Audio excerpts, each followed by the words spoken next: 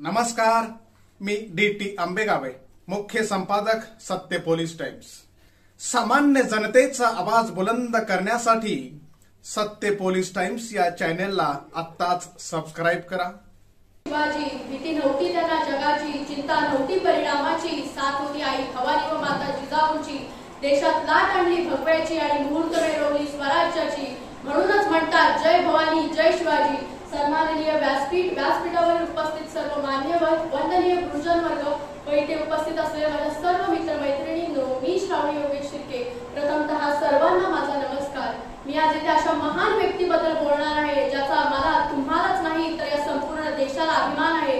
ते म्हणजे छत्रपती शिवाजी महाराज, माता जिजाऊंचे पुत्र, गोरगरीब रयतेचे छत्र, महाराष्ट्राच्या अस्मितेचे मानबिंदू, हिंदवी स्वराज्याचे संस्थापक, श्रीमंत योगी श्री छत्रपती शिवाजी महाराजांना माझा मानाचा मुजरा।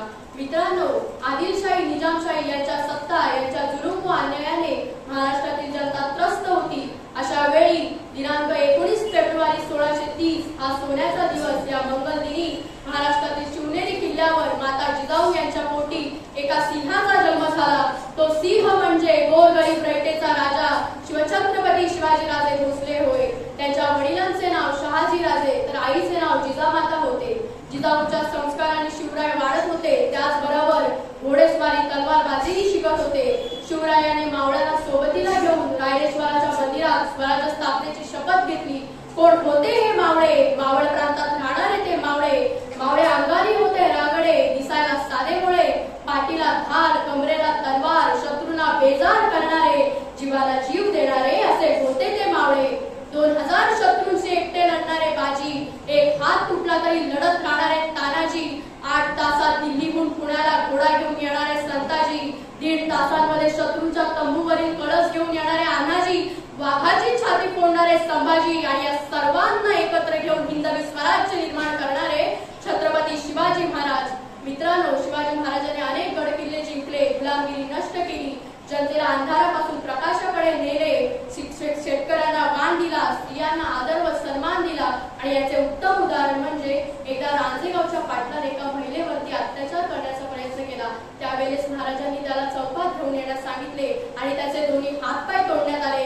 ही ताकद होती शिवाजी महाराजांमध्ये, म्हणून त्या काळात कोणत्याही महिलेवरती अन्याय व अत्याचार झाला नाही। जर कोणी महिलांकडे वाकड्या नजरेने पाहिलं तर त्यांचे डोळे काढले जायचे। ही ताकद होती शिवाजी महाराजांमध्ये। शिवाजी महाराजांचं स्वराज्याकडे आगेकूच असताना 1659 साली अफजल खानाच्या रूपात मोठे संकट आले। अफजल खानाच्या रूपातील संकट प्रतापगडावर येऊन धडकले। जो तो चिंतेत होता, आता महाराजांचं काय होणार? शेवटी प्रतापगडाच्या पायथ्याशी भेट घेण्याचे ठरले। भेटेच्या दिवशी काय झाले? होता धिप्पाड असा अफजल खान शिवरायांना ठार करण्या बगलेखाली दाबली मान, दुसऱ्या हाताने केला कटारीने मार। शिवरायांचा फाटला अंगरखा, चिलखताने वाचले प्राण। शिवरायाने चपलाईने खानाच्या पोटात केला वाघ नख्याने मार। बिचव्याने खानाचा कोतला बाहेर काढून केली संकटावर मात। अशा अनेक संकटांवर मात करून शिवरायाने मावळ्यांच्या सोबतीने युक्ती चातुर्याने या सही सलामत बाहेर पडले। अखेर ते स्वप्न पूर्ण झाले। 1674 साली शिवरायांचा राज्याभिषेक झाला, हिंदवी स्वराज्य निर्माण झाले आणि अशा हिंदवी स्वराज्य संस्थापक छत्रपती शिवाजी महाराजांचा मृत्यू 1680 रोजी झाला।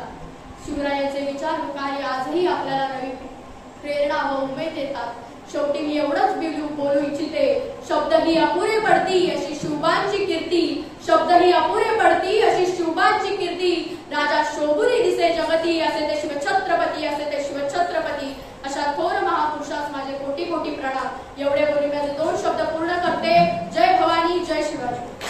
सामान्य जनतेचा बुलंद आवाज, सत्य पोलीस टाइम्स।